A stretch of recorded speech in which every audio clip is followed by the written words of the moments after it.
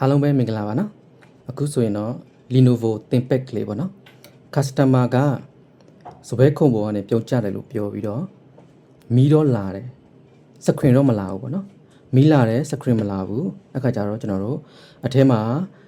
ဒီ LCD နဲ့ပတ်သက်တဲ့လမ်းကြောင်းပဲထိသွားသလားဒါမှမဟုတ်ရင်အထဲမှာတစ်ခုခုများလွတ်သွားသလားဆိုတာကျွန်တော်တို့ဖြုတ်ကြည့်မှာပဲဖြစ်ပါတယ်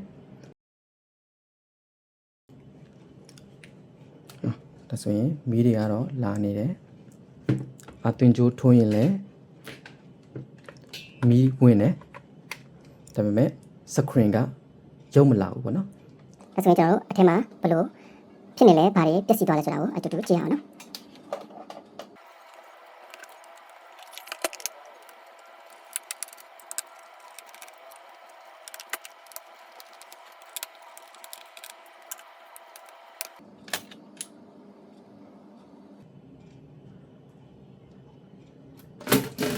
ဟုတ်ကဲ့ပါဒါဆိုရင်ဖွင့်လိုက်ပါပြီဒါဆိုရင်ဖြုတ်တာနဲ့ကျွန်တော်တို့ကဒီမှာ run ကတော့ပြုတ်ထွက်နေပါတယ်เนาะ run ကတော့နေရာကနေပြီးတော့ခြောင်နေပါတယ် run ကခြောင်နေပါတယ်ဒီမှာက SSD ပေါ့เนาะ SSD စီမယ် run စီမယ်ဒီနှမျိုးကျွန်တော်တို့စစ်ကြည့်ပြီးရင်ဒီနှမျိုးကတစ်ခုခုခြောင်နေတယ်ဆိုရင်เนาะကျွန်တော်တို့ပြန်တပြီးတော့ဖွင့်စမ်းကြည့်ရမှာဖြစ်ပါတယ်အဲ့လိုမှမလာဘူးဆိုရင်တော့ကျွန်တော်တို့ဒီ LCD နဲ့ပတ်သက်တဲ့လမ်းကြောင်းတွေပြန်ပြီးတော့ထားလိုက်ရမယ်အနေထားဖြစ်ပါတယ်ဒါဆိုရင်ဖွင့်လာတဲ့ကျွန်တော်တို့ run ကပြုတ်နေတာကိုကျွန်တော်သိချမိပါတယ်ကျွန်တော်တွေ့ရပါတယ်နော်ဒါဆိုရင် run ကိုကျွန်တော်ပြန်ပြီးတော့တပ်ပေးလိုက်ပါမယ် run ဝင်သွားပြီနော် SSD ကတော့အထိုင်ကျနေပါတယ်ဟုတ်ကဲ့ပါဒါဆိုရင် run ချောင်းနေတာကိုကျွန်တော်တို့ပြန်ပြီးတော့တတ်ထည့်ပေးပြီးတော့ဖွင့်စမ်းကြည့်လိုက်ပါမယ်နော်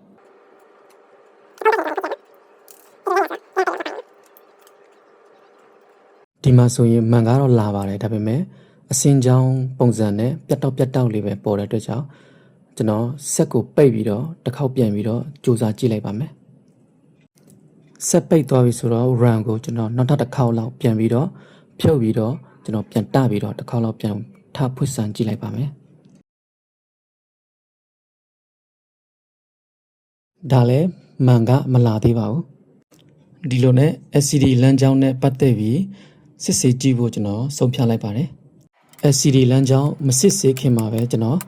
ဒီနောက်ဖုံးကဘာတွေကိုတစ်ခေါက်လောက်တေချာတက်ပြီးတော့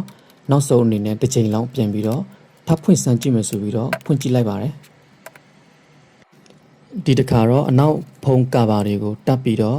တစ်ချိန်လောက်ပြန်ဖွင့်ကြည့်လိုက်တဲ့အခါမှာမှန်ကလာသွားပါတယ် LCD ကထိခိုက်မှုမရှိပါဘူးဒီ run ကပြုတ်နေလို့သာကျွန်တော်တို့ screen မပေါ်တာဖြစ်ပါတယ်နောက်ဆုံးတော့လည်းအဖြေက run ပေါ်မှာသွားပြီးတော့တွေ့ရှိပါတယ်ဟုတ်ကဲ့ပါဗီဒီယိုကိုအဆုံးထိကြည့်ပြီးလို့အားလုံးကိုကျေးဇူးတင်ပါတယ်နောက်ထပ်ဗီဒီယိုတွေမှာပြန်လည်ဆုံတွေ့ကြမယ်ခင်ဗျ